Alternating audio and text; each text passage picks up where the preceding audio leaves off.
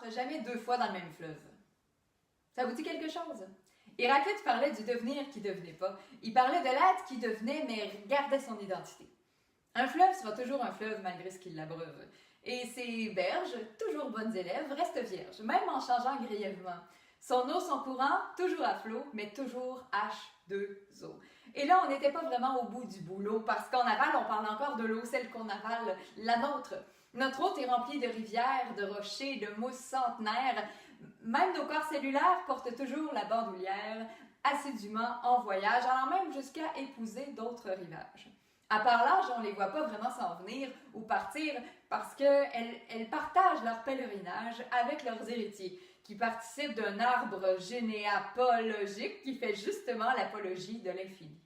Les réalités alitées s'enchassent et partent à la chasse, et qui part à la chasse, perd sa place. Mais jamais elle ne s'efface, elle reste bien en place, sans jamais perdre la face. Dans quel état? Dans quelle interface? Quoi qu'elles fassent, elles ne sont jamais bien loquaces. A-t-on vraiment l'audace de briser la glace de ce mystère multiface? L'air de rien, on parle de l'infini comme si c'était fini. On parle du rien comme si c'était quelque chose. On bâtit des théories sur l'inexistence, on étudie l'impermanence. Mais quelle patience! Juste les faire tenir en place pour qu'elles soient l'objet de notre science, c'est déjà immense et bien fugace. Parce que l'éloquence de notre conscience dépasse largement la science. Du moins la science qu'on accepte de défendre, parce que la science étymologique a bien plus d'une logique. C'est un voyage, c'est une suspension en pension dans la pensée, tensée, presque verbale, mais d'un silence abyssal.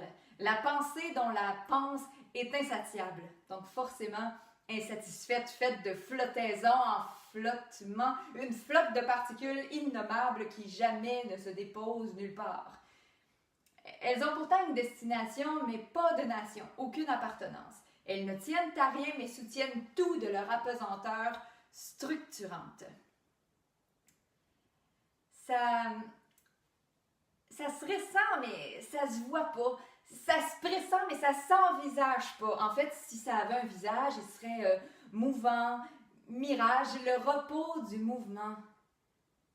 Une danse qui se pose. Et s'oppose intrinsèquement, un pied dans le vide et l'autre, on ne l'a jamais retrouvé. Il est quelque part en équilibre, là où le rien existe à part entière, à part à terre, dans les airs, ni à gauche ni à droite. Bon, ça a l'air un peu flou comme ça, mais l'eau est claire. Un peu filou, mais nécessaire, parce qu'on ne veut pas le perdre, ce fil. Ce philanthrope qui guide nos vies, qui nous sort des enveloppes et nous varlope entre deux eaux pour nous rendre libres tout le temps, toujours, toute la vie.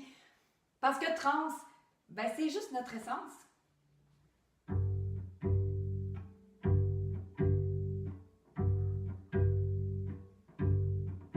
J'ai une tête et un pied de page.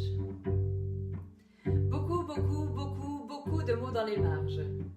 Pas grand-chose à la page parce que je l'ai blanche. Comme un dimanche, pâle en apparence mais coloré en silence.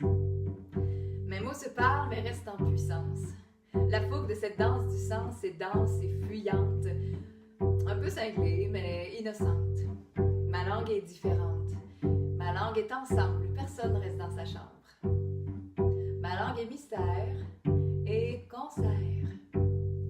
Tumbreyando yera, si convoyeda sumaya, deya ilo sumeya. Ah, tueramaya tuyera, seyera tuyera. Tuera doyera, siyera tuyera, siyera tuyera, deyera tu shurenga.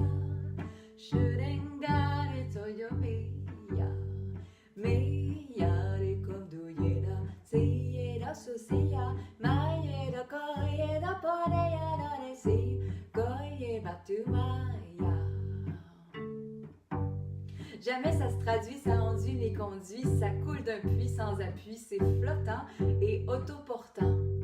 Tentaculaire et communautaire, mais surtout filaire, presque nucléaire. C'est un défi cochléaire. Yunde pareya, tia dumbare, yunde pareya, tia